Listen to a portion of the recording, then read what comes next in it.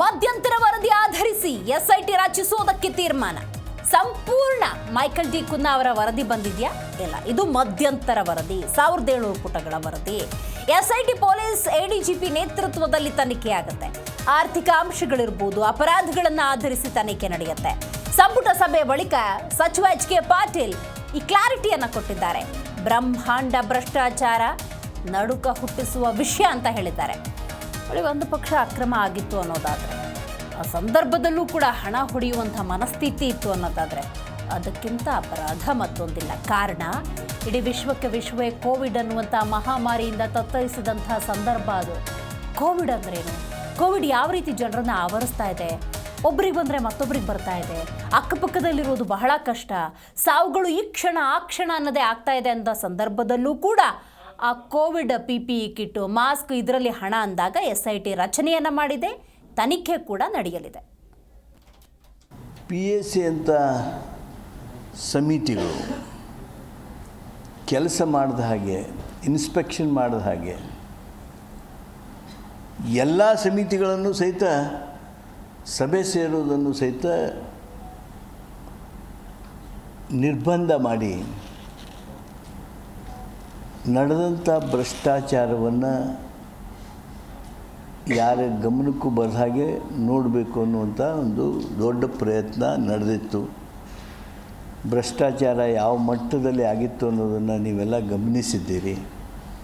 PPE ಕಿಟ್ನಂಥ ಕಿಟ್ಗಳಿಗೆ 330ರಿಂದ 400 ರೂಪಾಯಿಗೆ ಇಲ್ಲೇ ಕರ್ನಾಟಕದೊಳಗೆ ಲಭ್ಯ ಇದ್ರೆ, ಮುಂಬೈದೊಳಗೆ ಲಭ್ಯ ಇದ್ರೆ, ಅದನ್ನು ಬಿಟ್ಟು 2117 ರೂಪಾಯಿಗೆ ಲಕ್ಷಾಂತರ ಕಿಟ್ಗಳನ್ನು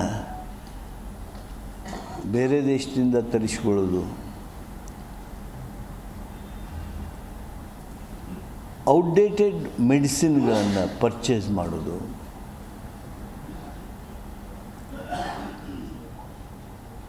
ಔಷಧಿಗಳನ್ನು 2 ಪಟ್ಟು 3 ಪಟ್ಟು ಬೆಲೆಗೆ ತಗೊಳ್ಳೋದು, ಬ್ಲ್ಯಾಕ್ ಲಿಸ್ಟೆಡ್ ಕಂಪ್ನಿಗಳಿಂದ ವ್ಯವಹಾರ ಮಾಡೋದು,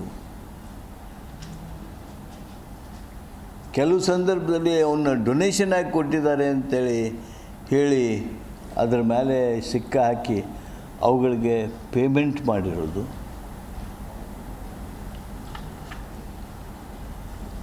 ಸುಮಾರು PAC ಸಭೆಗಳಲ್ಲಿ ಇದರ ಬಗ್ಗೆ ಚರ್ಚೆಯಾಗಿ ಸಾಕಷ್ಟು ಮಾಹಿತಿ ಹೊರಬಿದ್ದಿತ್ತು.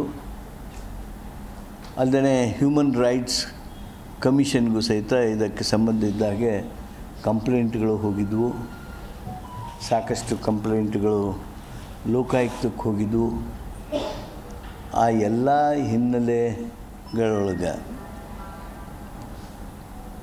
ರಾಜ್ಯ ಸರ್ಕಾರ ಜಸ್ಟಿಸ್ ಜಾನ್ ಮೈಕಲ್ ಕುನ್ನಾ ಅವರ ನೇತೃತ್ವದೊಳಗೆ ಇನ್ಕ್ವೈರಿ ಕಮಿಷನ್ ನೇಮಕ ಮಾಡಿತ್ತು. ಸುಮಾರು 50,000 ಕಡತಗಳನ್ನು ಈಗಾಗಲೇ ಕಮಿಷನ್ನವರು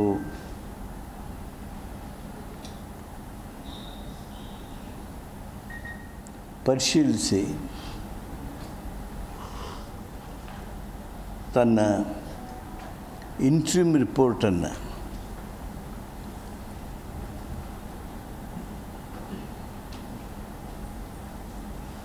ಸಲ್ಲಿಸಿದೆ. PAC ಅಂತ ಸಮಿತಿಗಳು ಕೆಲಸ ಮಾಡಿದ ಹಾಗೆ, ಇನ್ಸ್ಪೆಕ್ಷನ್ ಮಾಡಿದ ಹಾಗೆ ಎಲ್ಲ ಸಮಿತಿಗಳನ್ನು ಸಹಿತ ಸಭೆ ಸೇರುವುದನ್ನು ಸಹಿತ ನಿರ್ಬಂಧ ಮಾಡಿ ನಡೆದಂಥ ಭ್ರಷ್ಟಾಚಾರವನ್ನು ಯಾರ ಗಮನಕ್ಕೂ ಬರದ ಹಾಗೆ ನೋಡಬೇಕು ಅನ್ನುವಂಥ ಒಂದು ದೊಡ್ಡ ಪ್ರಯತ್ನ ನಡೆದಿತ್ತು. ಭ್ರಷ್ಟಾಚಾರ ಯಾವ ಮಟ್ಟದಲ್ಲಿ ಆಗಿತ್ತು ಅನ್ನೋದನ್ನು ನೀವೆಲ್ಲ ಗಮನಿಸಿದ್ದೀರಿ. PPE ಜಿ ಕನ್ನಡ ನ್ಯೂಸ್ ಈಗ ನಿಮ್ಮ ಮನೆಯಲ್ಲೇ ನೋಡಿ. ಎಲ್ಲ ಕೇಬಲ್ಗಳಲ್ಲಿ ಈಗ ಲಭ್ಯ. ನಿಮ್ಮ ನೆಚ್ಚಿನ ಜೀ ಕನ್ನಡ ನ್ಯೂಸ್ ಈಗ ಸನ್ ಡೈರೆಕ್ಟ್ ನಲ್ಲಿ number 292, Tata play number 1664, Jio TV number 1334, NXT digital number 30, in cable number 30, city networks 51, U digital number 162, GTPL number 17, Rockline telecommunications number 42, Shri Basaveshwara cable number 168, rural cable network 60, Vinayaka digital 57, Abhishek cable 821, city channel 53, Siddeshwara cable network 57, V4 digital Infotech 628, Surya digital networks 53, Gajanan digital number 836, Malnad infotech private limited number